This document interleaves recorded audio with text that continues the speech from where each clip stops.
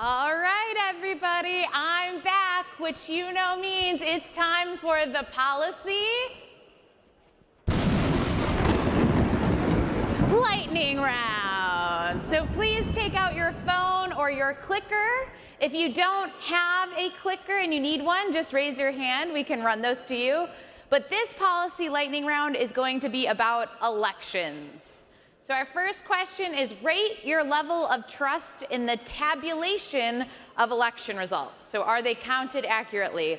1 is you completely trust them. 2 is you somewhat trust them. 3 is you neither trust nor distrust them. 4 is you somewhat distrust. And 5 is you completely distrust. 1 through 5. If you're on the clicker again, hit your number, then hit send.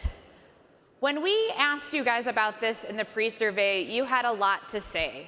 In general, you said that, I trust my local election administration, but I have a lot of concerns nationally and in other parts of my community. There were concerns about safety. There were some people whose laws had been changed since the previous election, and so the lines had almost tripled for the primaries.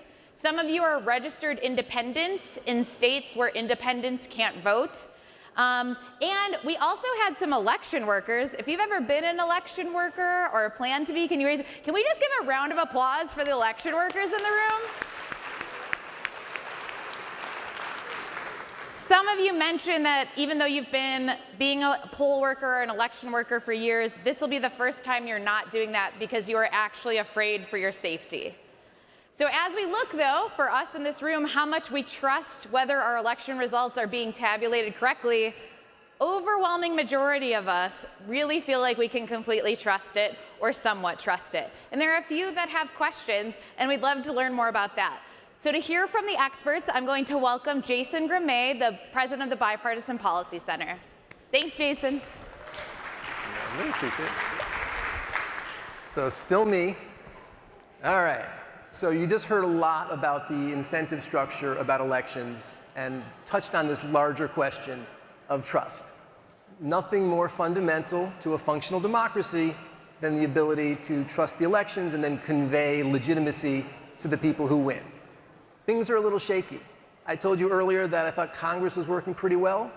This is the place where we're really nervous. This is probably the Achilles heel in the democracy. So we're going to just give you a little bit of a sense of what's going on, right? Clearly, I think everyone is familiar with the efforts of late to raise doubts about the election.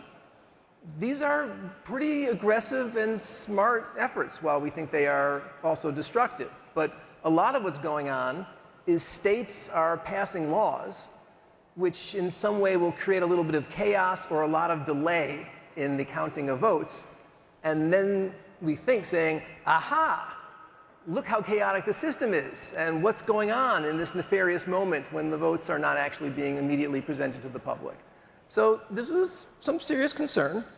The director of our elections program, who Rachel and I work with, Matt Weil, who is here, likes to say that the election system, our Constitution, actually gives people legitimate authority to do illegitimate things. And so that's what makes this tough, right? I mean, a lot of these challenges are really embedded pretty deeply in the structure of our kind of founding documents. The good news, incredibly passionate, talented public servants make our elections work. And there are, we think, actually very reasonable opportunities that could generate bipartisan support because they're not putting a finger on the scale for one party or the other.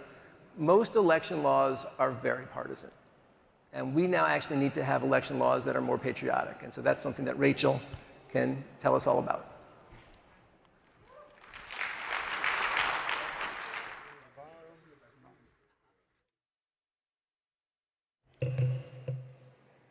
All right, thanks, Jason, and thank you all so much for having me today. It is a real honor to be here at the Constitution Center. I have spent the last 3 years at the Bipartisan Policy Center's Elections Project. When I started in October of 2019, I thought, wow, election administration policy, what a nice, sleepy policy area to work in. As you can imagine, I was in for a bit of a surprise. I now get to spend my day today getting into the weeds on the rules and regulations that guide our election administration system. What has become abundantly clear to me is that there is a disconnect between what we know works, what policies improve both voter access and election integrity, and those that certain politically motivated groups want the public to think works. When you pull back the cover, there is an astounding amount of consensus on what policies should be in place to protect our election administration system. There is perhaps no better example of this than when it comes to ballot tabulators and calls to move to all hand-counted elections. To give you some context, first, US elections are highly decentralized, with rules for voting and counting determined largely at the state and local level. Second, the US has some of the most complicated ballots in the world, with our ballots regularly containing dozens of ballot questions.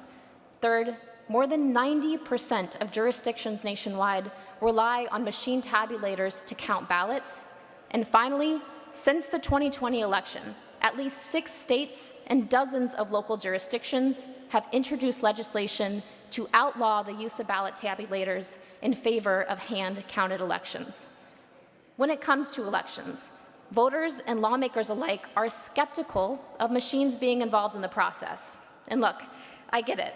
The last thing I want is some device or tabulator interfering with my vote. But there is far more to the story. Tabulators actually have higher accuracy rates than hand counts. Now, I'm sure all of you have aced every single math class you ever took, but I will let you in on a little secret. Humans are notoriously bad at counting and tend to lose focus when repeating rote, repetitive tasks over and over again. And research has proven that tabulators produce more accurate results on election nights than hand-counted elections. Additionally, tabulators undergo certification and extensive testing before and after Election Day. Finally, tabulators are the key to expedient results on election night. Closing that period of uncertainty after the polls close and before results are released is central to rebuilding trust in our election process. The irony of our current moment is that over the past 2 decades, US elections have made leaps and bounds when it comes to election security, access, and integrity. In spite of this progress, we are seeing an unprecedented level of public distrust spawned by politicians intent on staying in power. This distrust risks undoing the foundation of our democracy itself. The hallmark of a well-run election is the accuracy of results, as the very foundation of our electoral system comes under threat from misinformation and pervasive distrust. Lawmakers and citizens alike must invest in reforms that strengthen our election administration system. Tabulators have been the cornerstone of generating accurate election results for decades. Rather than seek to undo the progress that has been made, we must look ahead to that which is still to come. Thank you all so much for being here today. I'm going to turn it back to Katie, and we'll have a breakout session. You can talk more with me later.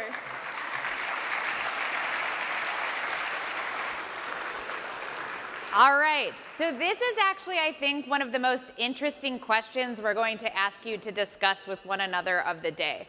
So in just a second, I'll ask you to turn to those around you. Facilitators, if you can raise your hand one more time. They're in the people and the tie-dye shirts. They're going to be going around listening to your discussion as well as gathering comments online. But if you could turn next to each other, and we'll give you 4 minutes to please discuss the following. What do you think everyday people and voters can do to increase trust in elections? So what can we do? Not somebody else, us. Please discuss.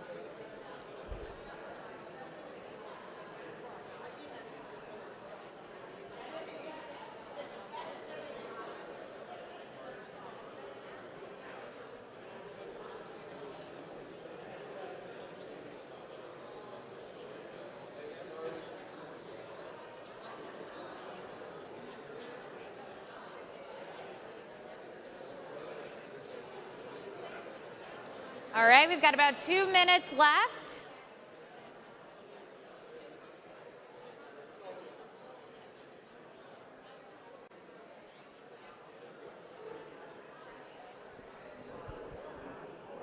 Honesty to each other. Elect people with more integrity. That's funny. Are there any of the left? Oh, there we go. Transparency and vote counting.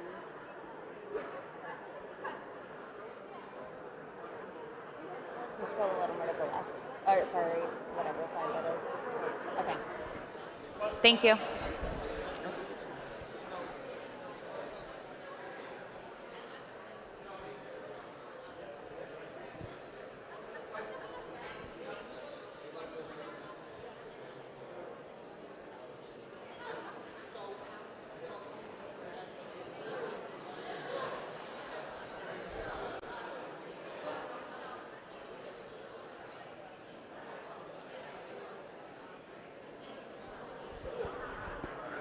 Sarah, I don't know if we've gotten like that group.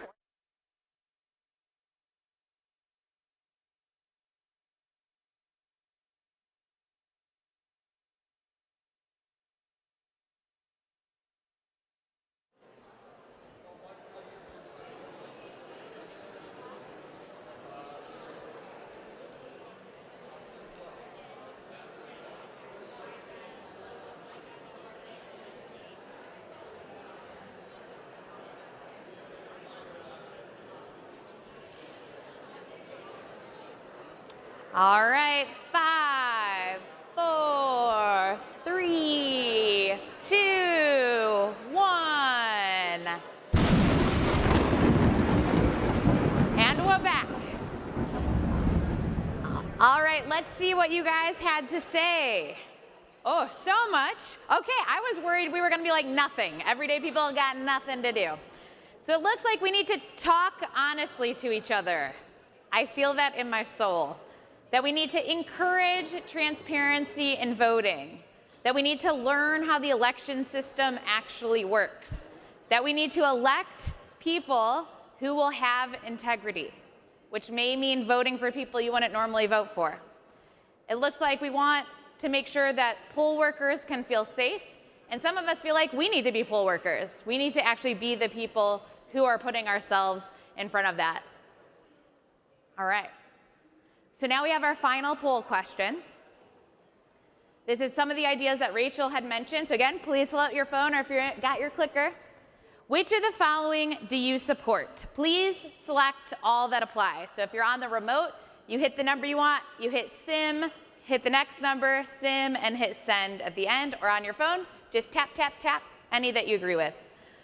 But do you think that we should, 1, regularize federal funding for elections, 2, require routine voter list maintenance for every single state, or 3, allow people to allocate $5 of their taxes towards improving elections? You can choose more than one.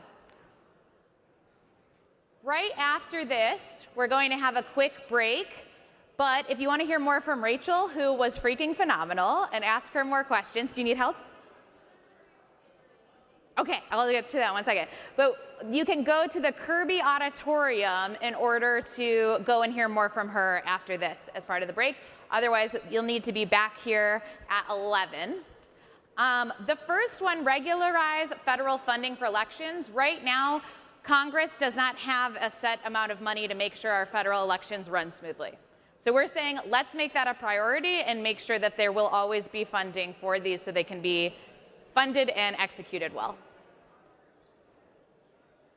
All right, survey says that we have some support for them, but maybe not 100% support for all of them. Seems like the most popular is we should definitely have our voting list have maintenance for every single state, followed by making sure that there's funding available, and lastly, allowing people to allocate some of their taxes to ensuring that money will be available for the running of elections.